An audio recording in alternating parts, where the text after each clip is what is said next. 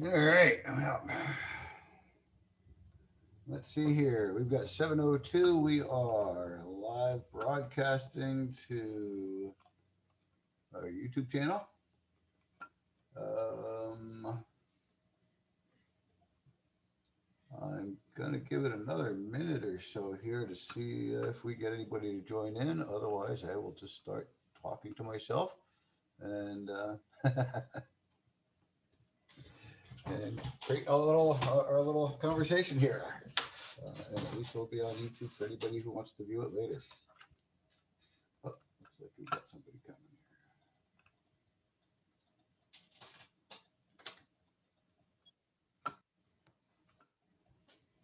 here. Hey, Joey, how are you? Hey Scott, how are you? Oh, I couldn't hear anything. I had the wrong headphones on. I'm There. good. How are you? Good, good. Now I can hear better. I was just kind of talking to myself a moment ago because I was on here alone going, what do I do? Do I start the meeting? And then I saw you join in. So I'm going to give it another minute or so here and see if we get a couple other people on. And then I'm just going to kick it off and start our recording. We are broadcasting live to our YouTube channel right now. And all right. That looks good there. Good there. Just got a real quick check some emails. Yeah, I wish I was going tomorrow. I mean, I kind of wish you were too, but then again, I kind of wish I wasn't going tomorrow, only because I'm not a real fan of traveling. It looks like we're going to have some pretty crappy weather tomorrow between wind and potential rain. My wife Right. was going, you're going to have some pretty nasty weather driving home tomorrow afternoon. I'm like, yeah, I kind of know.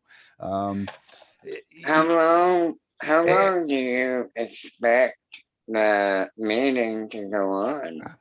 Most of the day, to be quite honest with you. And that's something we'll talk about in a little bit. But I had seen Jill Swing respond to somebody on a post earlier this week, and they were asking, what time's the meeting start? And her response to them was S-150 probably won't be talked about until the afternoon session.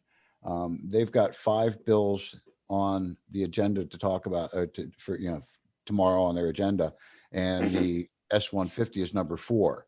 So they're going to go through the other 3 first until they get around to S-150. Um, Wow.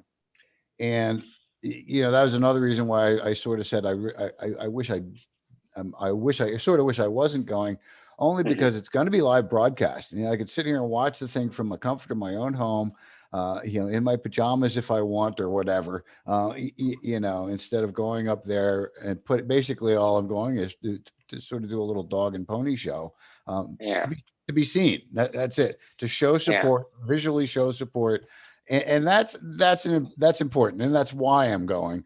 But it just almost seems like uh, um, almost seems like spinning wheels. All right, I'm showing 7:05 here. We'll go ahead and actually officially start the meeting, and then we'll chat a little bit more about this. My name is Scott Weldon. I am the executive director of South Carolina Normal. Welcome everybody who's on the call with us tonight to the South Carolina Cannabis Conversation, and also anybody that might be watching our live stream on our YouTube channel. And also hi to everybody who might be watching this as a recording later on.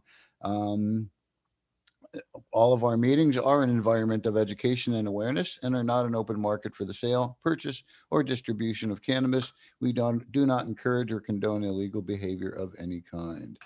I'm going to go ahead and close up that little document there and kind of kick off the meeting.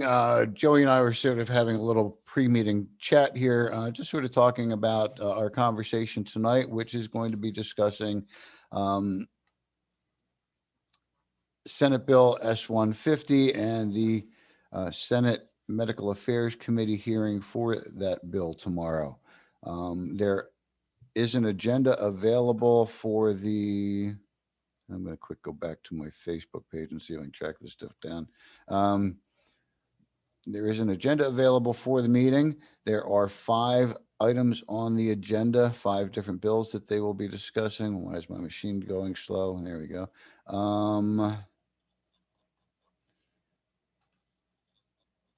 Let me go ahead and find what I am looking for. Oh, that one doesn't have the agenda. Let's see if I can find the one where I have the agenda on this. Otherwise, I might have to go over to the Senate's page. Oh, what the heck is that?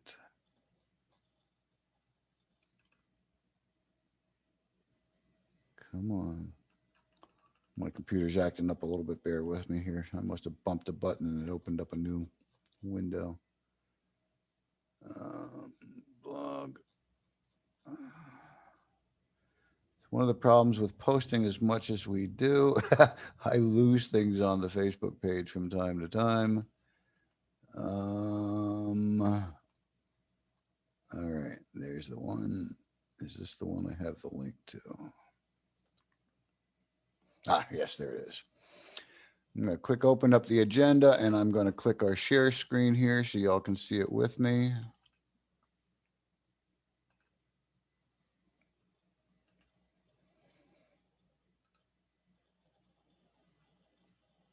All right, y'all should be able to see my screen now. And here is the document for the Medical Affairs Committee agenda for Thursday, March 18th in room 105.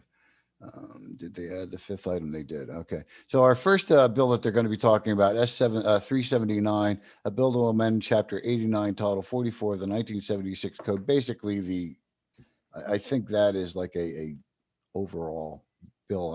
I read that one a lot about the 76 Code, relating to birthing center licensure. Nothing that relates to us. But they will be talking about that first. The second bill they'll be talking about is Senator Hutto's bill, S-503, relating to medical acts that advanced practice registered nurses may perform. So I've talked to some nurses about things like this a little bit, not a lot. And I actually wish we had Michael on with us tonight. He might have some better information on this. But they're looking to allow, as my understanding, they're looking to allow registered nurses to perform additional, more services than they are now. Some of these things, it doesn't seem like it's necessary to actually have a physician do each service when a registered nurse could be fully qualified to do so. The third bill on the agenda, S-177, a joint resolution to provide that COVID-19 vaccinations are purely voluntary. That I did hear a little bit about in the news. Oh, we got somebody want to join us. I did hear a little bit about that one in the news, and I'm seeing more and more of that going around where they want to, they're trying to pass legislation where employers cannot um, take an adverse action on an employee for not getting a COVID vaccine. Um, I'm just recently, I think about a week ago, I got I'm now a qualifying person because of my age. I did actually go online to look about possibly, like where they were available in my community, the vaccines, and the two locations that I saw that was supposed to have them in my community, neither of them had any availability for appointments for getting a vaccine. I'm not necessarily in a hurry to do it. I believe there's probably a lot more people that uh, should have it before I don't leave the house a lot. I'm not one that's working out in the public. I'm not a first responder. I'm not a what do they call them? A necessary employee. Let the teachers, let the doctors, let whoever get theirs first. I'll get mine eventually. Um, but anyway, state of South Carolina, they want to make sure that you're not obligated to get your vaccine. I don't know. Anyway, that's again not one of the things that I advocate for or against necessarily. So we're going to go on to what we do advocate for. S-150, the fourth item on the agenda for tomorrow at the Medical Affairs Committee in the Senate, is S-150. That is the South Carolina Compassionate Care Act, the Senate version, sponsored by Senator Tom Davis. This is the version, the most strict version of the bill. There is a House version that allows for smoking and um, sale of flower in dispensaries. The Senate version does not permit smoking or sale of flower. And then there is a fifth bill that'll be happening after the S-150, S-455. That's another Senator Tom Davis bill. And that's also relating to licensure of nurses, creating additional category of temporary licensure. Um, I must admit, Tom Davis is active with some other legislation. We are glad that he's active with the marijuana legislation. And although, in our opinion here at Normal, this isn't what we would consider the most consumer friendly medical marijuana bill, but it's what will move forward here in South Carolina. Unfortunately, with a Republican controlled House and Senate, we are a Republican majority in both of our legislative houses. So Democratic legislation very rarely, if ever, moves even out of committee. Um, and has even less chance of passing into law. So we are one of 10 states out of the 50 that has some Republican sponsored medical or marijuana legislation. They're not all medical. Um, I think there's some decrims out there as well. There is an article on the Normal blog about that, about 10 states where there are Republican representatives leading the marijuana legislation. So anyway, it's my understanding from, I'm going to turn off the share here for a moment. It's my understanding from what I heard from Jill Swing the other day that again, because there's three items on before S-150 and S-150 is the fourth item, they probably will not get to that until after lunch, so the afternoon session. I don't know how exactly they break their sessions up. I do know that this hearing is supposed to start at 9:30 in the morning, and they'll work their way through those first three bills before they get to S-150. I don't know if they break at noon to 1 for lunch. It's my first visit to the State House, so it'll be a learning experience for me.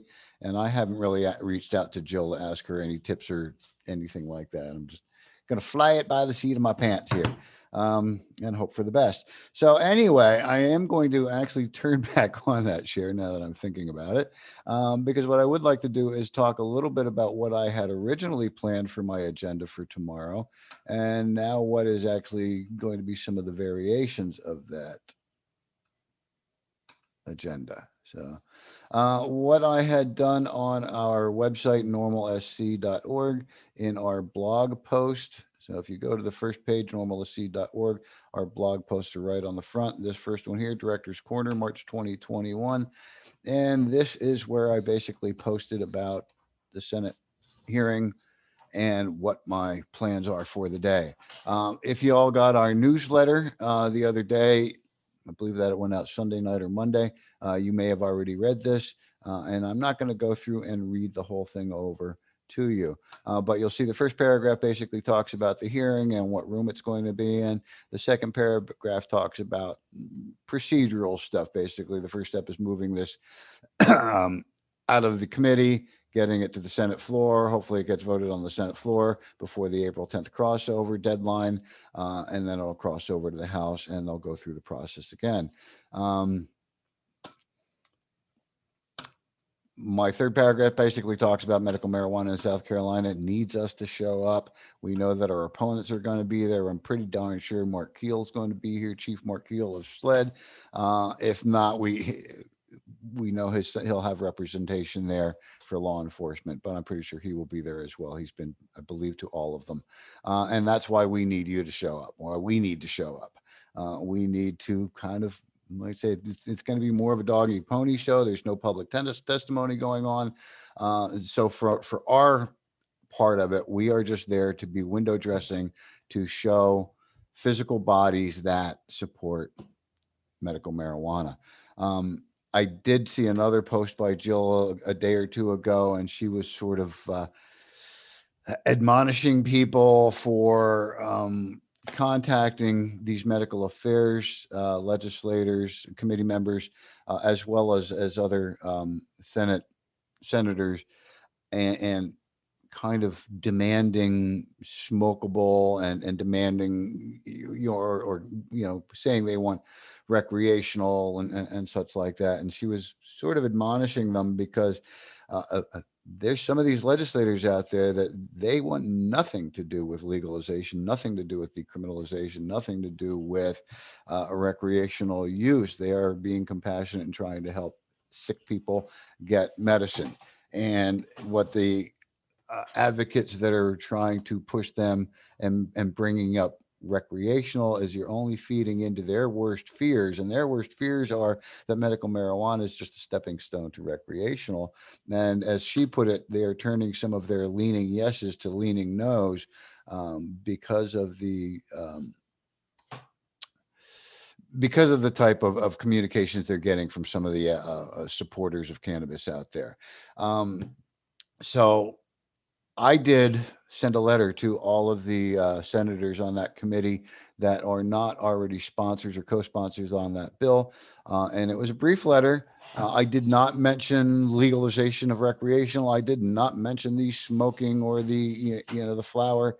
I made it real brief, just said that there's this hearing coming up. I'm asking you as a representative, first off, one of the members of the committee is one of my local legislators.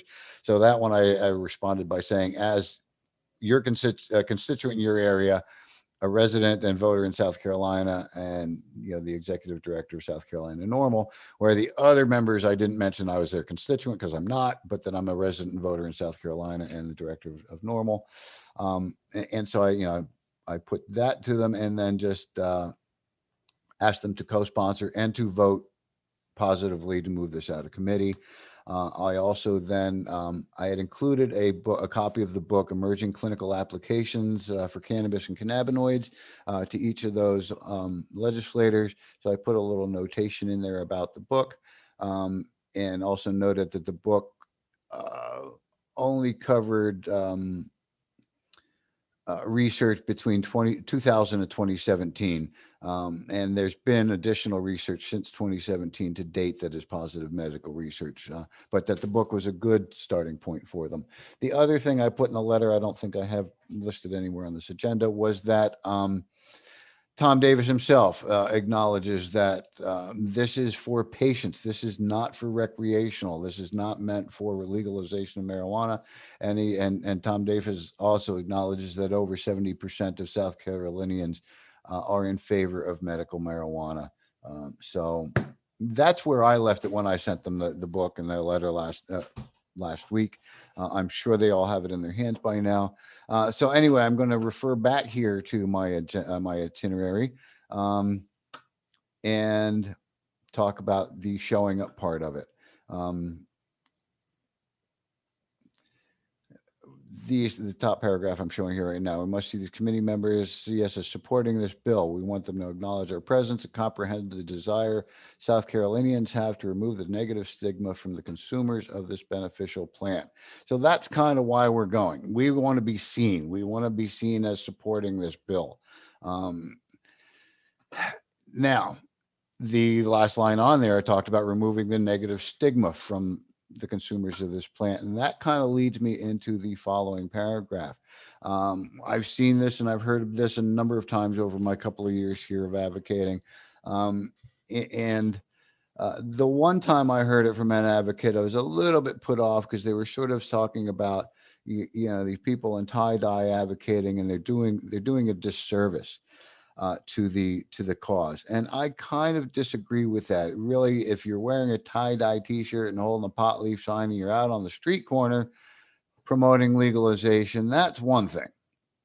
If you're wearing a tie dye and the headband and all that stuff, and you're sitting in a legislative hearing, that's another. And that's where this next kind of paragraph comes in. I ask that you show up in appropriate attire. Um, this goes and talks about a little bit. A standard business suit, suits for men or women are recommended. Business casual, such as slacks, khakis, button-down shirts, etc., will also work. I have gotten out of the suit wearing business quite a while ago. What am I looking for here? I want to see the chat. I don't see it here. Probably because I got this window. Oh, there it is. Um, so anyway, yeah, I stopped wearing suits when I got out of day-to-day sales a couple of decades ago. So I'm the kind of guy, you've probably seen me wear it a few times on the shirt. I have a couple of sport coats, and I've got some, dress slacks or khaki slacks. So I'm coming in the more business casual version. Um, so no, you won't be seeing me wearing tie dye. You're not going to see me with flowers in my hair. Boy, I haven't done that in a long time. You will see me wearing my normal ID badge and a leaf pin. The leaf pin up here. I'll probably have my peace sign on, and this other button's going to probably come off for tomorrow. A lapel pin to me is perfectly acceptable. So I will have in my pocket tomorrow about a dozen of those lapel pins, the little green enamel ones. They are a $5 donation, but I'll have a couple of those with me if somebody wants to stick one on their lapel. I will also have with me some of our old Low Country normal round buttons. And those I will charge you nothing for because they're kind of obsolete for us now. They say Low Country normal instead of South Carolina normal. They still will sort of get the message across, but neither of them have like I think one of them might have a pot leaf on it. The other thing I'll have for you, a little freebie for tomorrow, is a bunch of stickers. I have some that are just say normal on them.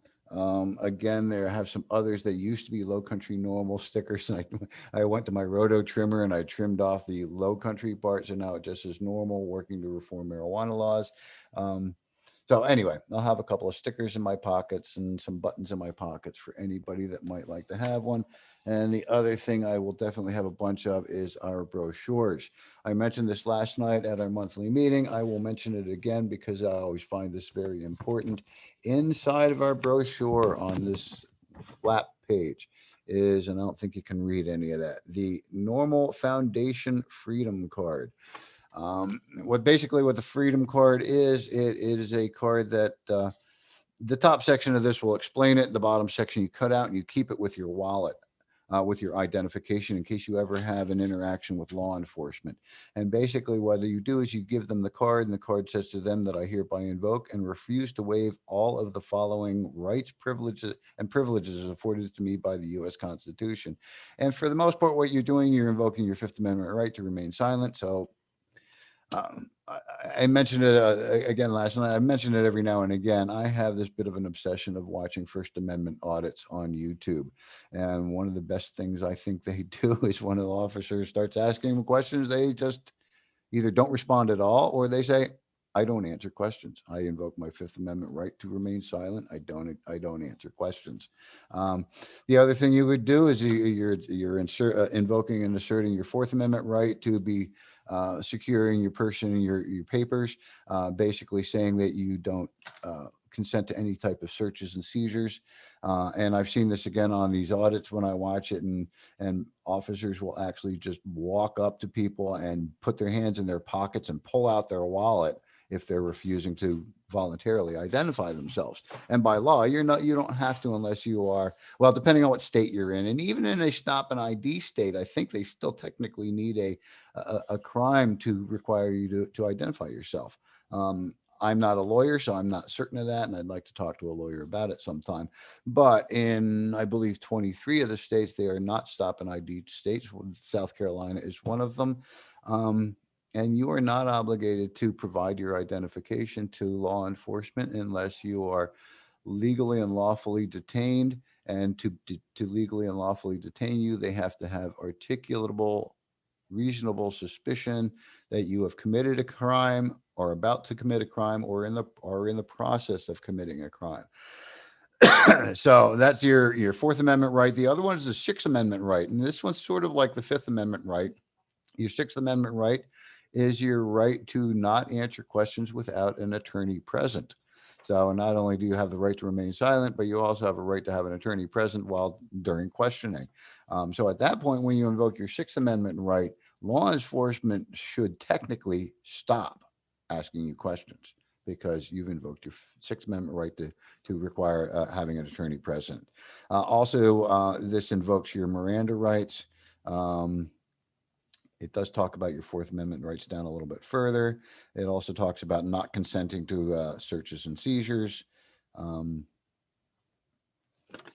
anyway, that is the normal freedom card. I want everybody to always have one in their wallet with their or their pocketbook or whatever it is, wherever you carry your ID. If you don't have ID with you, carry the freedom card anyway and give it to a law enforcement officer if they start asking. Why do I have this open on my share screen and I'm just showing Facebook? All right, stop share. You don't need to see my Facebook. um, anyway, the other thing I'm going to kind of go back to is talking about that agenda. So when I get there, again, we're asking everybody to be dressed appropriately. Also, let's see, dressing appropriately indicates that we understand and respect the integrity of the hearing process.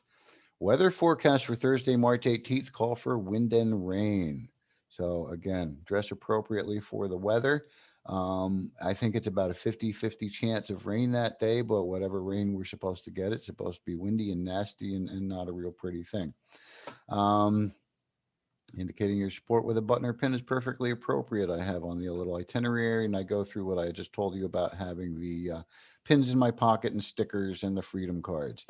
My plan is to arrive in Columbia at a little past 7 o'clock. Now, this is what I wrote on my itinerary a few days ago before I saw um, Jill's statement about not getting to S150 until the afternoon. My mic looks like it's acting funny. I'm not sure if it's working right or not. Reboot. There we go. Real quick reboot of the mic should make it work again or work better. So anyway, I wrote up this itinerary prior to Jill's comment about the S150 probably not being until the afternoon. So my plan, and I'll go back to it, was to get to South Carolina, to Columbia a little past 7. I plan to park in the Lady Street garage or the Park Street garage. They're a couple of blocks apart from each other, but both of them are real close to the courthouse or to the state house. I hope to arrive at Crepes and Croissants at 1465 Sumter Street at 7:30 for coffee and a little snack. Now, the reason I kind of put this in there is driving from Charleston. It's going to be about a 2 hour drive. I tend to drive the speed limit. I set cruise control. I don't speed, so it may take me even a little bit longer. Um, and I don't like long drives. I tend to get tense. I tend to get a little stressed, and so I want to kind of wind down and decompress. So I'm going for coffee and maybe a croissant or whatever. I don't know about croissants because my gluten intolerance issues might, but maybe they'll have some good gluten free stuff. I doubt it. Anyway, going to that place and be hoping to be there by about 7:30 to grab a little snack, and then I expect to be back over to the State House no later than 9 a.m. as they open the doors because the State House doors, my understanding, open at 9. Um, there are guided and self-guided options for tours at the State House. So one of the things that I'm thinking of doing, or what I had planned to do, was sit in on the hearing, and then when the hearing was over, maybe hang out a little bit and check out the State House, and maybe either go on like a self-guided tour or one of the guided tours. But listening to Jill's comment about not getting in until the morning, what I'll do is I'll get there at 9 o'clock. I'll get my bearings to the place. I'll find out where the hearing is going to be held, where room 105 is. And I'm guessing also there's going to end up being overflow room because with social distancing and stuff, and probably a pretty strong turnout tomorrow. Not everybody will fit into room 105 in the hearing room. So my understanding is there very well possibly will be an overflow room where you get to go and watch it on TV. Kind of goes back to a conversation I was having with Joey earlier. I'm not really thrilled about going to Columbia because I could sit and watch it on my computer from here. It's broadcast live from the hearing room, or I could sit and watch it on a computer monitor up there, or TV monitor. So, but again, it's about showing up and it's about being seen and showing support. So I will be there. But with that in mind, my thought is where I was thinking about maybe doing the tour and checking out the State House and getting my little history lesson after the hearing. I'll probably go in, get my bearings, find out where things are, what's going on, and then go back and do the tour in the morning and kind of hang out and check things out, and then not really go back to the hearing room until the afternoon session begins. That's something I'm going to be playing by ear as I get there tomorrow, and see. It might be a situation where I almost have to kind of watch the video on my phone from time to time to see where they are in the hearing, what bill they're working on, and such like that, um, to make sure that I'm back there as they get to S-150. Um, it's either that or hang out for the whole thing. But that's kind of my plan. And then when the hearing's over, well, I'll kind of check the time, evaluate what's going on, and my plan at that point would probably be to go and have again a little lunch, a little something to nosh before getting back on the road and driving back to Charleston. So my plan is to go to a place called Immaculate Consumption at 933 Main Street. I've heard some great reviews about it from some locals up there. Um, and like I said, to kind of wind down after the day and decompress again, and then get on the road for the 2+ hours or 2 or so hours and drive back to Charleston in what I understand is going to be some lovely weather. Lovely, lovely, lovely weather.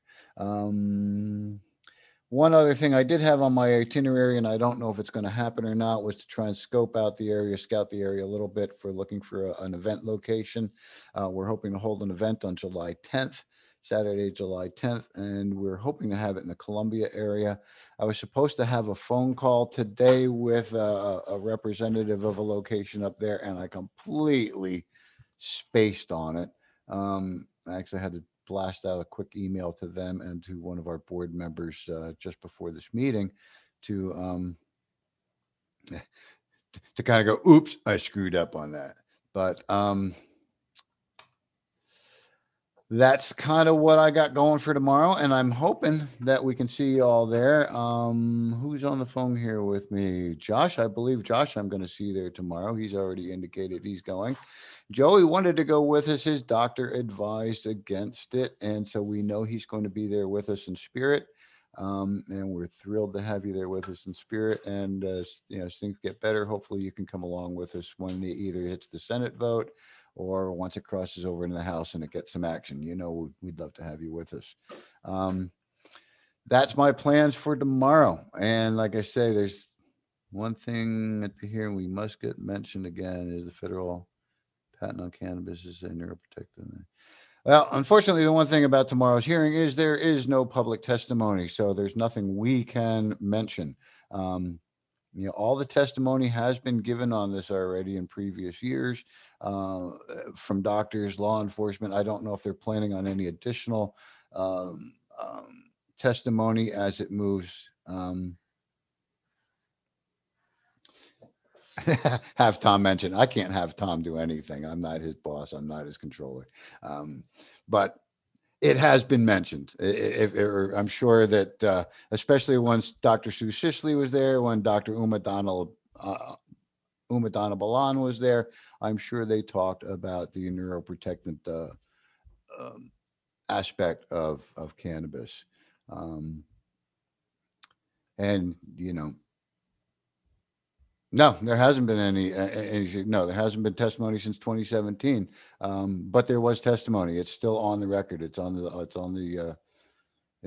legislative record. So that's what I'm assuming they're reviewing a lot of this with the hearing, and just I'm guessing they're going to do a quick review and go for a vote on it. I don't think they're going to be spending a lot of time really talking about the testimony that's been given on it. Um, Again, I don't know. I've never been to one of these before, so if I do see Tom, I'll ask him to mention it. But I don't know what he's got on his plans and as his agenda for addressing this, and he's been working very hard at it. So I'm pretty sure that he's kind of covered those bases. I also know that he is not a fan of decriminalization, not a fan of any type of legalization, um, and that's disappointing to me because as a civil rights activist, civil liberties activist, that stuff is definitely important to me. Um, But as I mentioned before, we are in a Republican controlled legislative state here, both Senate and House. We are um, majority Republican. Um, and it's a little bit tougher of a battle. And unfortunately, with that, Democratic legislation will not move forward in this state. Um, but so we have to kind of count on Republican sponsored legislation. Has Mark Keel ever smoked a joint in his life? I doubt it. He really should. He might. He might have an awakening. Um, no, the thing I know. I mean, what I know about Chief Mark Keel of SLED is that back in the late '70s, and this is just from a book I read called Jackpot. He was a U.S. attorney uh, back in the late 70s and early 80s under the Reagan administration. And Reagan, of course, with the Just Say No and his increased efforts in the war on drugs over and above the Nixon era stuff. Um, yeah, he was big on busting marijuana smugglers here in South Carolina. Again, the book is Jackpot. It's kind of interesting. It's a little bit dry. It's a little bit more factual and not a whole lot of drama stuff in it. But it's kind of neat that it was. Oh, I wouldn't doubt he was a narc. He still is. Yeah, but and the sad part about it here in South Carolina is our governor Henry McMaster um, takes everything that law enforcement and Mark Keel says is gospel, and Mark Keel will sit and basically give untrue statements or less than accurate statements, a lot of gateway theory stuff and things like that, along with our state attorney general, Alan Wilson, who about 2 years ago called marijuana the most dangerous drug in America. So, yeah, we've got some legislators and some officials in this state that are really living in the past. Um, and they have no desire to change their ways, which to me is very sad because as most of us know, marijuana laws were racially motivated to begin with in the 30s, and then in the 60s, and freaking Rick Nixon is a huge racist as well. Um, yeah, they knew that marijuana wasn't dangerous. John Ehrlichman, just look up a quote by John Ehrlichman, and he admits he was an advisor to Nixon. That yes, we knew marijuana wasn't dangerous, but we could criminalize it and penalize it heavily. We could basically disrupt the activists. We could disrupt the hippies and the anti-war left and the blacks. We could come into their communities. We could raid their homes. We could villainize them on the television every night, and then we could prevent them from voting against us. Voting against us. So, a lot of marijuana law is politically motivated. Who'd have thunk? Geez, I'm surprised. Yes, what a dolt. I agree, Bob. Um, Anyway, that is where are we here? We are at 7:41. So I've kind of talked a little bit over a half hour about my plans for tomorrow. Um, Anybody have any comments, thoughts, questions, input, critiques, um, well wishes? Throw them out there, pop them in the chat. Otherwise, I'm going to kind of wrap us up for tonight. We will be, I'm pretty sure our main topic of conversation next Wednesday is going to be what happened at the hearing. Um, uh, and again, there's not a lot going on federal level, so we will have to sort of hold back and see what happens with that. The oh, I forget all their names now, but the big three, Schumer and let me go to normal site and find it here real quick.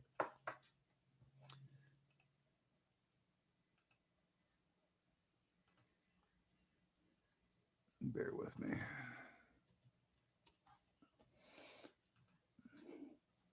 See if I can find this on National's blog real quick.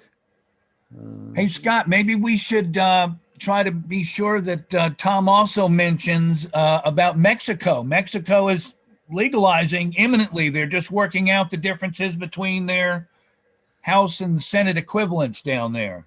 Well, like I say, I cannot control what Tom says. I'm sure he has already drafted what he's planning on talking about.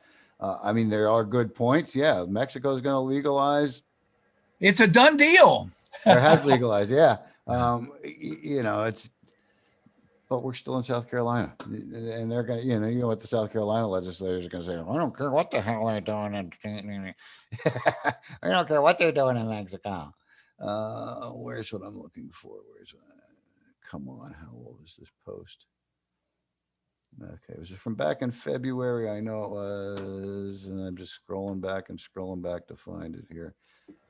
Yeah, it'd be nice to ask Keel about, wasting $100 million estimated per year on just cannabis enforcement. They waste about that right here in Charleston alone, not statewide. That's just in Charleston. The Charleston law enforcement budget is over $50 million, and then when you start adding in all the uh, legal fees and stuff like that, when they start charging people, it's well over $100,000, or well over $100 million just in the city of Charleston. But yes, taxpayers' dollars wasted left and right for marijuana. Yeah, we got to get that number. I remember when the guy was on with the ACLU, I thought that was statewide. And so we got to be sure on that. It might be 50 million in just Charleston alone. Yeah, well, it's 50 million is the police budget in Charleston, and that's not including the legislation. That was Charleston alone, definitely. I don't know why I can't find this one. There are 3 legislators at the federal level working on what used to be the MORE Act. It's no longer going to be called the MORE Act. I don't know why I can't seem to find it here on the blog. It should have been back in mid-February, and I'm not seeing it. Yeah, some people were calling the MORE Act the more weed bill. Well, like I said, the MORE Act is no more. It's done. That was what was voted on last December in the Senate, or I'm sorry, in the House, and then this session ended. Now with the new session, they've got to redraft the bill. And because there's a new primary sponsor on it, they're looking for a new name. The MORE Act originally was going to be called the CORE Act, the Cannabis Reinvestment and Expungement Act and stuff like that. But they decided to call it marijuana, which was interesting because the act itself is trying to remove the name marijuana and call it cannabis. But anyway, with the new rewrite of it, actually, we were asked about it about a month ago by National if we had any suggestions for the name of the new bill, and I don't know what they've come up with, but I was expecting to see that submitted sometime by the end of this month, so we'll keep an eye out on that one. Another one that's coming up at federal level is going to be a rewrite of the Banking Act, but anyway, I'm not going to talk a whole lot about federal tonight. So anyway, yeah, we will kind of fill you in next week on what happened. If anything else happens throughout the week, I will pop that up onto our agenda for next week as well. Scott, Yes, Joey. do you think for Herb Kurzman's bill that you will be making the trip back to Columbia when don't it gets heard or when they talk about it in committee? If they talk about it in committee, I haven't heard anything about that one being scheduled for a hearing yet. And the problem we're in right now is if there is a hearing and a vote to get it out of committee, it has to happen pretty quickly because of that crossover deadline coming up on April 10th. What has to happen, and this goes for S-150 as well. Hopefully it'll get voted out of committee tomorrow. Then it has to get a vote by the Senate, the General Senate floor, before April 10th. So if we get that vote on the Senate floor by April 10th, then it makes it to the crossover and it'll cross over to the House. And then they start the process in the House. I don't see Herb Kurzman's bill getting a hearing and getting out of committee. So probably it's going to die in committee where it sits. Why not? Because it's up to the chairperson of a particular committee to decide what gets moved forward out of their committee and what doesn't. I'm not sure what committee Herb Kurzman's is in. Let me go see if I can find that for you real quick. Herb I think Kurzman, it's 3361. 3M. Is that in the House 3M committee? Yeah, I think you might be, which is the medical. It's a couple different things in that one. What the heck? It's a weird one. Municipal, medical, and something else. Let me quick find this. 3361. Come on, where are you? Tell me it's on the next page.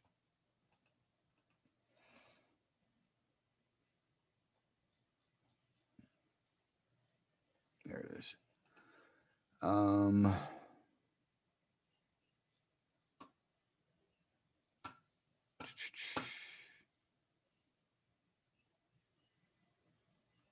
Yeah, so that was referred to the Committee on Medical, Military, Public, and Municipal Affairs, basically on the 12th. And what's kind of interesting with that, matter of fact, even today there was a new sponsor added, Carter. We've had a few new sponsors added this when the last bunch was in February, and one of them was one of my local representatives, Wetmore. But that one is building with sponsors. It had over 30 when it first came out, and I think we're closer to, I don't know if we're quite at 40 yet, but I think we're at least 35. But the thing with that one is those are all Democratic sponsors. It's and all the, I can't say they're all Democratic sponsors. That's a decrim bill I'm thinking about. but they're not all Republican sponsors on here. It's a bit of a mix, which is the same with S-150. I don't know who the committee chair is on the medical, military, and municipal. Um, I'm going to go find that real quick because I want to know who that chairperson is.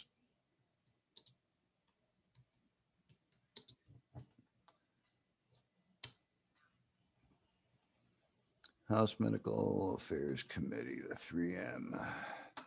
Okay, so our chairman on that is Leon Howard.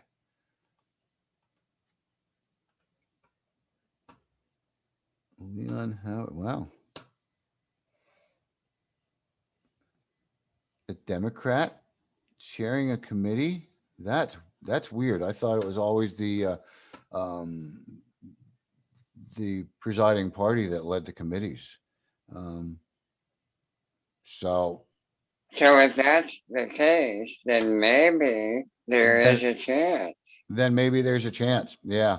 And that would probably be a good thing to do is to start contacting Representative Howard and other members on that committee and saying, hey, why don't you move H3361 forward? Let's get a hearing. Let's get this thing moved on because we like that one better. I know you guys do. I know I do. It's got the smoking. It's got the flower available.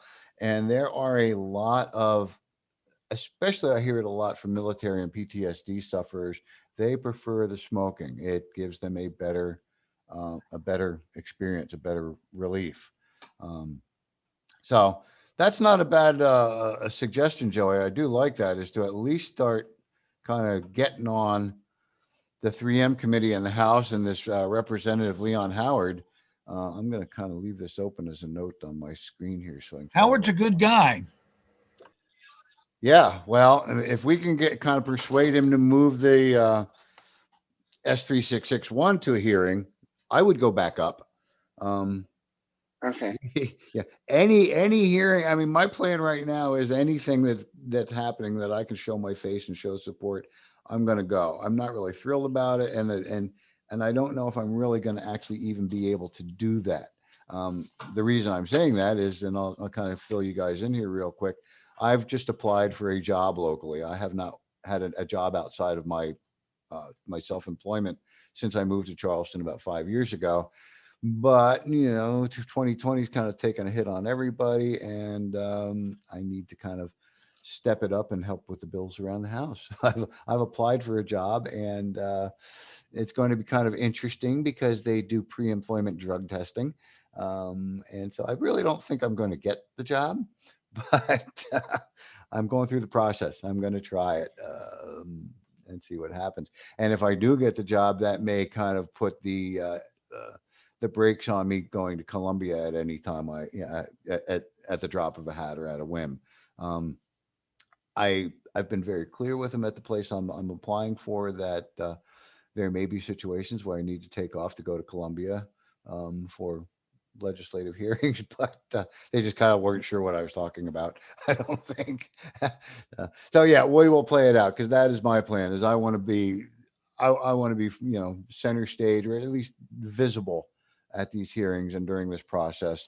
Now that we've kind of, stepped up our organization to the state level organization, I feel I've got that much more of a responsibility to show up.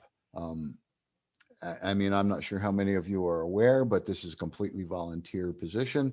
I don't get compensated at all for it. I do this because it's a passion of mine, or as my wife will tell you, it's an obsession of mine. I moved to South Carolina, and I was a little bit worried about moving to South Carolina because of their politics.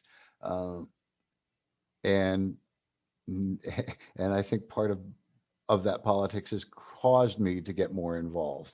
Um, Now, mind you, it's also made me realize that where I was in Pennsylvania really wasn't a whole lot better as far as their legislative processes either.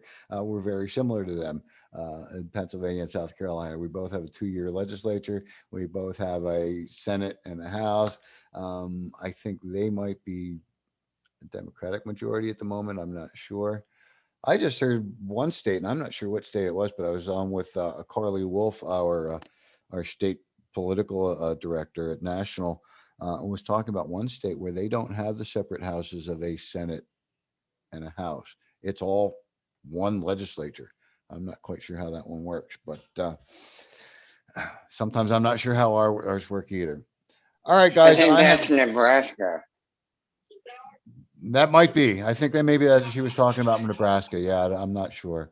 Um, but anyway, guys, I have talked your ear off a little bit longer than I anticipated, and I've gone off topic besides just the hearing tomorrow. But I do like your questions. I do like your comments, and I do like the suggestion and the kind of lighting the fire under my butt here to start contacting um, the 3M committee about moving that other bill forward as well. There is a decrim bill I would love to see move forward, but it's democratically sponsored, and I think all 30 of the co-sponsors on it are Democrats. So I don't see that one going anywhere. But that one I would love to see a simple possession decrim here in South Carolina. But anyway, I'm going to kind of cut it short. I've got some a little bit of preparing for tomorrow. I think I'm going to run out and fill my gas tank and stuff tonight, so I don't have to worry about it at 4:30 in the morning or something. Um, and I'm going to call it a meeting. So thank you all for joining me tonight. I really do appreciate it. I appreciate all your help and support in trying to change marijuana laws here in South Carolina. Don't forget, if you need to find me, you can always track me down through our website at normalsc.org. That's NORMLSC.org. I also spend way too much time on Facebook, so find South Carolina Normal on Facebook, on Twitter, on Instagram. I'm not on Twitter and Instagram as much, but we are present there. And also, don't forget to subscribe to our YouTube channel in case you miss any of our meetings. You can always go and watch them recorded there later. Otherwise, I am going to kind of shut it down for tonight, prepare for going to Columbia tomorrow, and then I will see you all back here next Wednesday. I'm planning at 7 o'clock again. Real quick side note on that. If I do get this new job, it may affect our conversation times. We may just have to bump them a little bit later from 7 o'clock till I'm thinking we may have to bump them to 8:30 or so, but we'll keep you posted on that as we move forward. For now, I'm planning on seeing you right back here at 7 o'clock next Wednesday. Again, keep an eye on our Facebook page for any updates or changes to that. But otherwise, that's all I have for you tonight. Thank you very much for joining me, and we'll see you again soon. Let's legalize marijuana. Good night now. Bye, all.